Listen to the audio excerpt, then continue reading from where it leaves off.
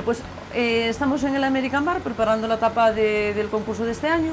El ingrediente principal son los muslitos de pollo, que primero los marco en harina y se van friendo y luego los echo todo a guisar, junto con los champiñones y cebolla. Pues lo que hacemos es poner el puré, y luego lo que cogemos es ponerle un poco de queso por encima, le montamos unos taquitos de jamón, para que nos decore un poco, y luego ya ponemos lo que es el pollo. La salsa por encima, y ahora lo acompañamos con lo que es el perejil, una ramita ahí, y le ponemos una tostadita de pan. Y luego ya cuchillo y tenedor.